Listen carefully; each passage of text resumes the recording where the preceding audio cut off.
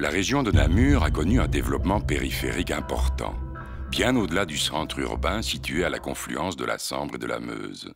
La ville et les communes de l'entité présentent leurs multiples visages.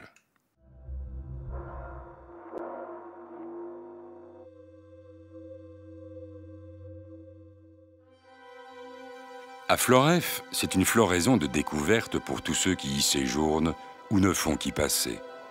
L'attrait de ces paysages et des multiples aspects de l'environnement séduit d'emblée.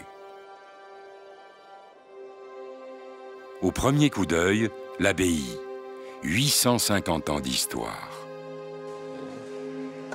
La grotte de Floreffe s'offre à un large public de touristes ou de spécialistes. 800 mètres d'un parcours de découverte à la fois envoûtant et instructif.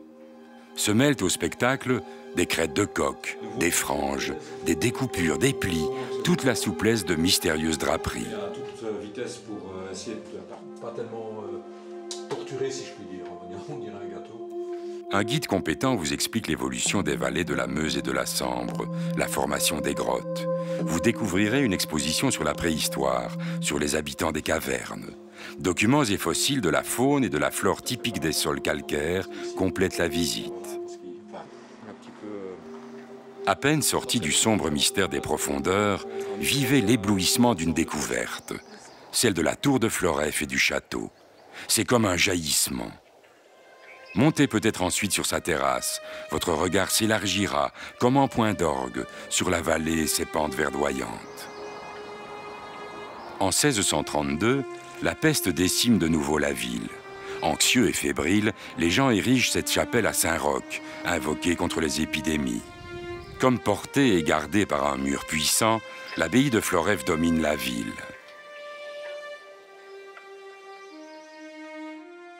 Impressionnante église abbatiale. Sa décoration en style néoclassique surprend et ravit. Cependant, les stalles sont restées en style baroque. Le sculpteur y a travaillé seul 16 ans durant. Leur longueur s'harmonise avec celle de l'édifice.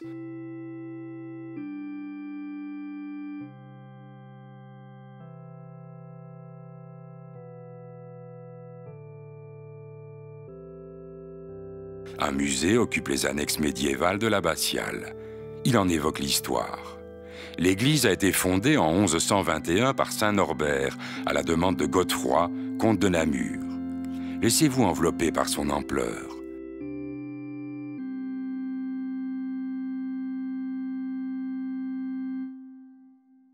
Sa longueur est d'environ 100 mètres.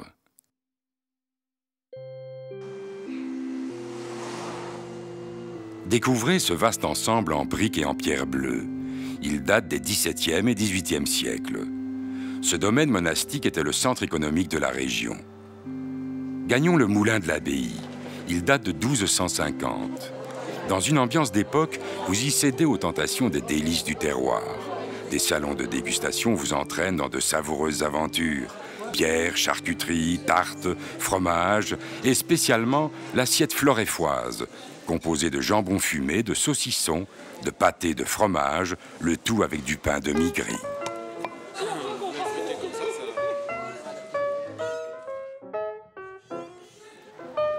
Esperanza vous invite à un tour du monde de voix nouvelles, de sonorités autres et de rythmes lointains. Ce sont d'envoûtantes musiques de diverses régions. Les organisateurs visent l'ouverture, la rencontre et l'échange culturel. Le versant sud de la vallée de la Sambre est très escarpé. De pittoresques petits chemins y mènent à des coins tranquilles.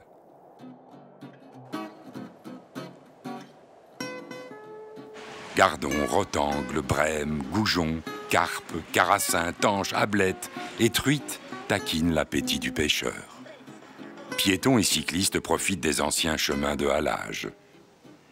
L'Office du tourisme de Floreffe ne s'intéresse pas uniquement à l'histoire, à l'art et à la culture. Il organise aussi des activités de détente, nombreuses et variées, comme la descente de la Sambre en péniche musicale.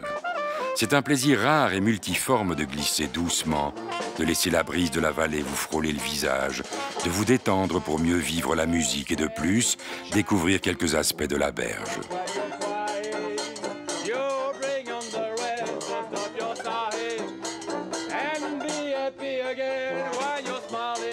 À ceux qui s'y intéressent, le franchissement de l'écluse permettra d'en vivre, donc d'en bien comprendre le fonctionnement. Léonard de Vinci l'avait déjà imaginé afin de permettre le passage d'un niveau à un autre. Cette étape technique ouvre la voie vers la Meuse, à la recherche de nouveaux horizons.